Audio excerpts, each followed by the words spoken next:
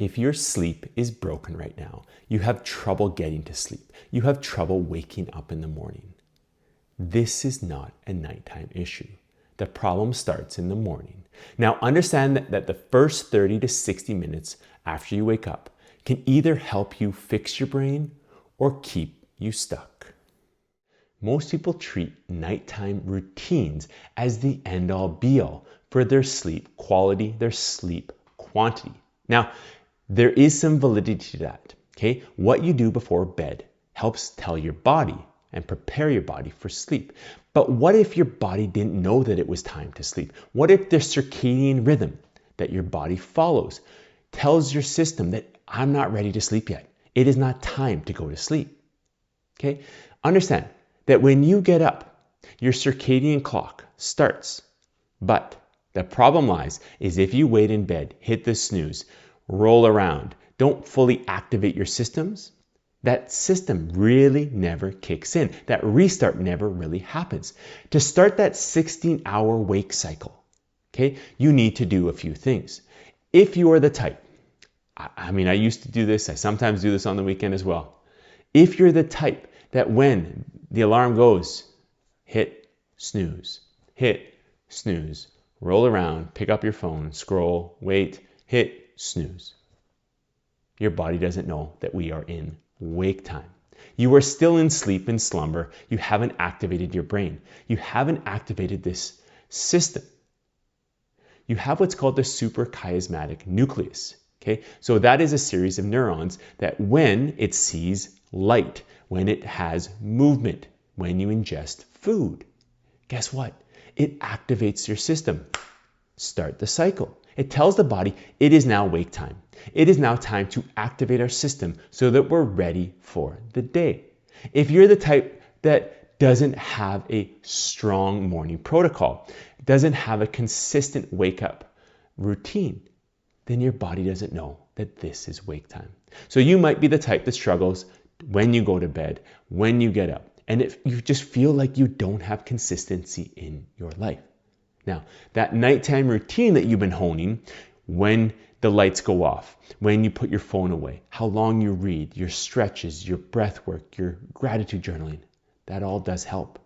But understand if that cycle isn't at the point where you're ready for bed, you're just going to get frustrated. I've done all the routines. I have a locked in nighttime ritual. But that ritual isn't the problem. The problem lies in what you do in that first 60 minutes of waking. Now, as I mentioned before, your sleep is programmed by many things. That suprachiasmatic nucleus is programmed by light. Now, the best thing to do, okay, when I get up, if it's that time of the year, and again, I live in a northerly climate, so most times in the year, and when I'm getting up at 4:30 or 5 in the morning, yes, I know I'm crazy, I get up that early, the sun is not out, okay? But what I can do is I go in the kitchen, flick on all the lights, I go and sit in front of what's called a 10,000 lux light. It's one of those light boxes, okay? And you just look at it, okay? And that light enters your eye and tells your body it's time to start the cycle, the wake cycle, okay? Another way you can do this, add some movement. Go for a walk, some light exercise. Anything that is going to invigorate the system. Tell it, I'm awake. Obviously, we know that you're awake because you've started to move, okay? What about eating? What about social interactions? All these things are significant in telling the body it is now time to wake. Now, this might seem insignificant and you might wonder, what does it matter? What does it matter what I do first thing in the morning that can help determine when I go to bed? Now, your body is based on consistent cycles. So if one day I wake up at 5 and then maybe on the weekends I decide I'm going to sleep in, I deserve it. I have earned the right to sleep in. I'm going to sleep in till 8 o'clock, till 9 o'clock. My body is like, excuse me, 9 o'clock? So it has no idea that you've now shifted that cycle. Now, when you get up at 9 o'clock, maybe you're a little groggier. Maybe you don't feel like yourself. You roll around in bed, you hit the snooze, whatever. Okay, you finally get up at 10 o'clock. Okay, you lazily walk around the house. Maybe by 10:30 you turn the lights on. And guess what? Click. There's your circadian rhythm. It's now clicked in. But now 10:30 is the start of that cycle, not 5. So now you're not going to be ready to go to bed. Maybe this is Sunday night. You're like, I always get the Sunday night scaries. I can't go to bed until 11:30.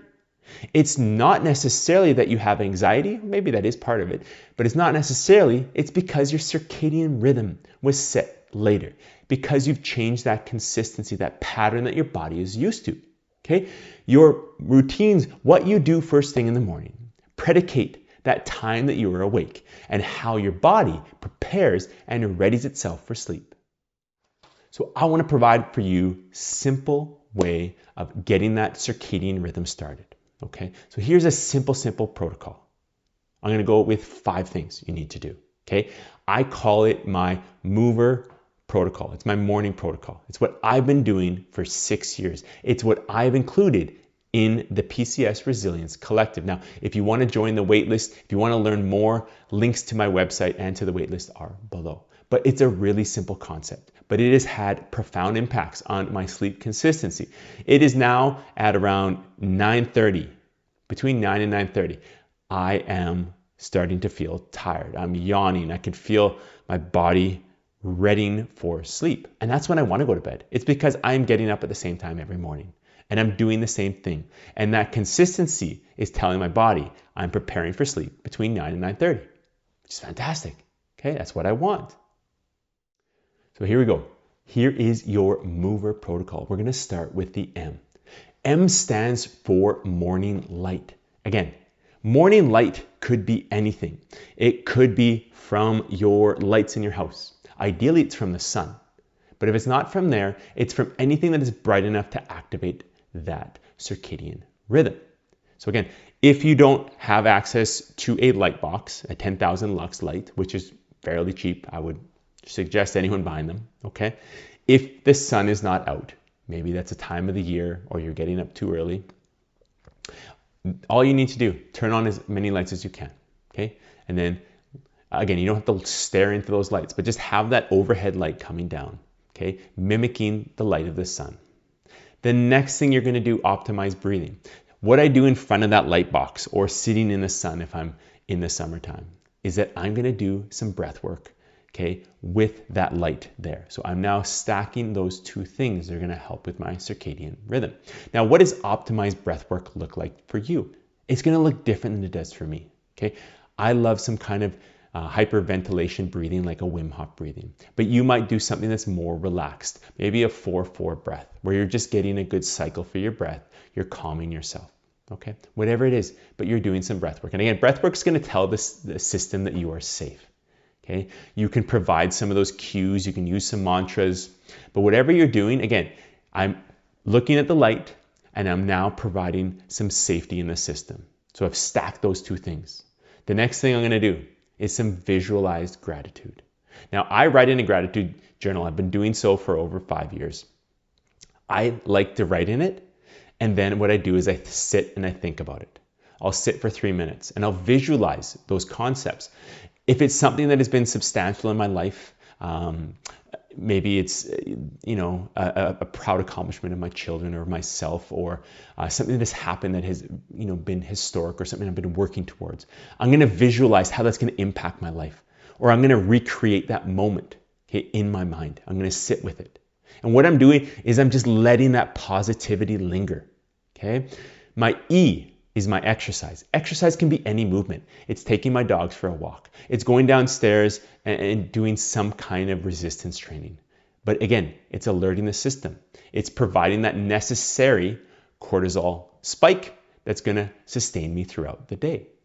The last thing is rehydration. It's one of the first things I do, but one of the most important. Okay, R for rehydration. Now, rehydration is great. Grab a glass or 2 of water. Okay, but if you can stack it with some rehydration with electrolytes, put a little squirt of lemon, maybe some salt, and what you're doing is you're now replenishing those electrolytes in a natural way and rehydrating. Okay, I hope this video hit and helped. Okay, understand that helping your sleep at night doesn't start an hour before bed. It starts the moment you get up, because at that moment, you are telling your system that this is my wake time, and in 16 hours or so, it is going to be my sleep time. If you do it consistently, your body will thank you. It'll thank you with being alert when you get up. It'll thank you with having that energy that you require. Okay? And it starts simply by getting up and doing the same thing every morning. Okay? I hope this helped. I hope this landed. And thank you for listening to the end. I hope you have yourself a great